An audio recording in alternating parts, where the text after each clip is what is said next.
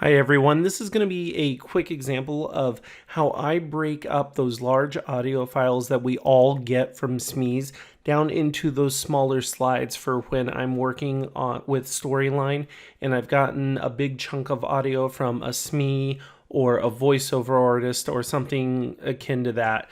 This is just some sample audio that I've recorded to illustrate this. Let's take a quick listen. Slide 1.1. Hello everybody, this is going to be an example of how I edit audio. So this is going to be our first slide sample. I'm going to take a pause. Slide 1.2. Now you can see I have introduced slide 1.2, so this is going to be the audio sample for slide 1.2.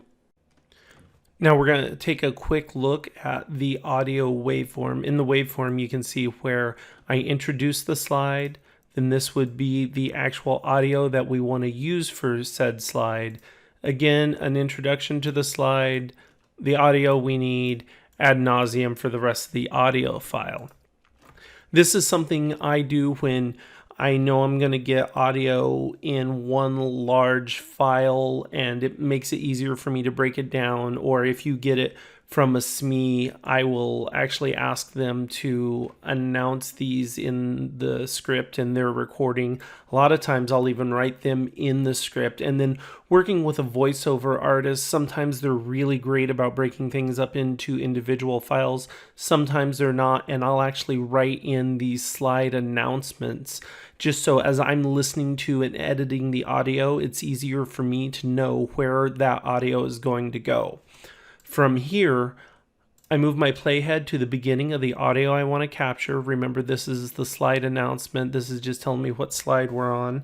I'm going to push the M key on my keyboard to put a marker in. It's going to tell me marker 1.2. I'm going to right click. I'm going to rename that marker to the slide number. And then I'm going to right click on that marker, convert to range, and drag that range out to cover all of the audio for that slide that I want to keep and that I want to export. And then I'll just repeat this ad nauseum through the rest of the audio file. From there, I can double click on my range, right click within that highlighted section and select Save Selection As, and it will export just that highlighted section within that range marker. Now let's take a look at a real world example. You can see this is a very large audio file and I've got lots of ranges identified here with the corresponding slide number. And if I zoom into a section, right here is where my SME, who was also my voiceover person for this, identified the slide number. So here's where that person says, this is slide 1.4. I've got this slide identified by a range, so I can double click on that range marker and I can right click, save selection as, or the hotkey for that is Shift plus Control plus S. And it's going to give me the Save As box, and that's where I can name my file, slide 1.4, go ahead and click OK to save it to wherever I want to go.